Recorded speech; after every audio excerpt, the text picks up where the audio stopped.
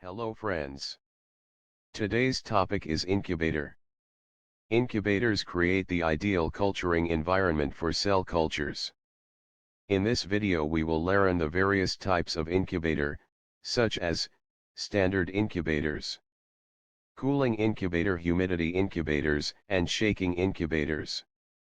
This video help you to understand modern MEMR type incubator and its calibrate the incubators. Let's take a look on types of incubator. First type of incubator is standard incubators. These incubators are basic version. The heat is spread by gravity or fan assisted. This incubator work at temperature range starting from ambient temperature to a maximum of 80 degrees Celsius or 100 degrees Celsius. Second type of incubator is cooled incubators. These incubators are also called as BOD incubators. These incubators work at temperatures close to or below ambient temperature. In addition to standard incubators, this kind of incubator have compressor system, which help to lower the temperature. Third type of incubator is humidity incubators. These incubators control both temperature and humidity. These have heating system and water storage system. By using water heater create moisture which helps to maintain humidity of chamber. Fourth type of incubator is shaking incubators. These incubators shakes in a temperature controlled atmosphere. Shaking incubators are often used for cell culturing, cell aeration, and solubility studies. In addition to offering stable temperature conditions, the shaking incubators use an orbital agitation at variable speeds, to affect the growth of cell cultures. Now let's take a look on old type of incubator. In this picture you can see conventional type of incubator. It consists of only few parts such as on or off switch, indicator light lamp, temperature set button and thermostat. Due to limited construction it has many drawbacks, such as: first drawback is less accurate temperature. As manual button is there for setting temperature, the chances of error are higher. Second drawback is non-uniform temperature. Most of the old incubator have a single fan or gravity-based working system, due to which ununiform air circulation occurs across the chamber. Third drawback is uncomfortable to set accurate temperature. As rotating knob is difficult to adjust at fixed point, there is maximum chances of temperature change in set point. Fourth drawback is no data log system. It don't has PLC controllers, so it cannot store log record of temperature variation. Fifth and most important drawback is lack of safety features. This incubator has simple thermostat. If this fails to control temperature, which may lead to excess heat and burning of material in the incubator.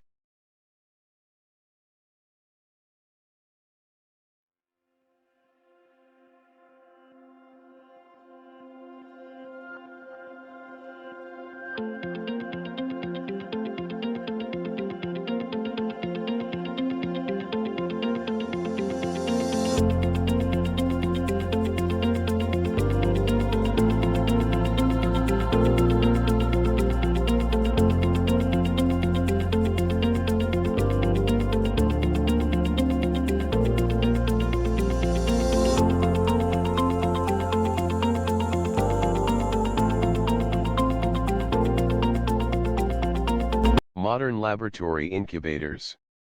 These incubators are also called as MEMR incubators. In MEMR incubators, fresh air is fed through a preheating chamber and seamlessly introduced into the working chamber. Modern incubators have a PLC controller, which provide data logging, safety alarm. PLC controller also simplified the temperature change procedure. It is very easy to work with such modern controller. Modern incubator have a large size which ultimately give more space for samples. It also provide glass view panel, which is very useful for technician for direct observation of samples. In this incubator more than one air circulation fans are provided. These fans uniformly distribute temperature across the temperature. In modern BOD incubator, compressor system is provided which help in temperature adjustment. Caster wheels of modern incubator allow easy movement of incubator from one room to other. In this table you can see the difference between BOD incubator and bacteriological incubator. Bacteriological incubators are used for cultivation of bacteria, while BOD incubators are used for cultivation of fungi. Bacteriological incubators have only heating facility while BOD incubators have heating and cooling both facilities. Bacteriological incubators work at ambient or above 37 degrees Celsius. BOD incubators work at 10 degrees Celsius to 25 degrees Celsius.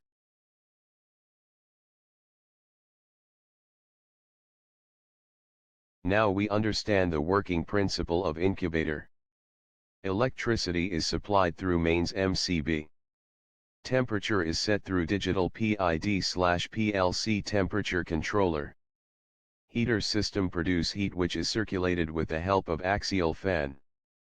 Temperature sensor senses current temperature and give data to controller, which furthermore keeps the set temperature constant till desired time. In BOD incubator if set temperature exceed then refrigeration system start.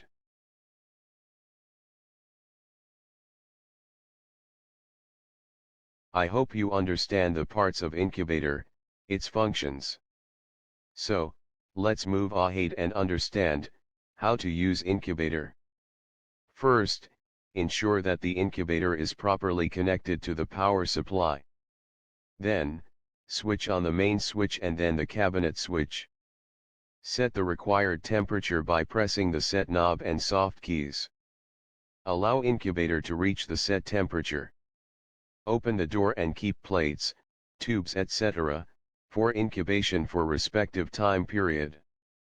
After completion on incubation open the door and remove plates, tubes etc.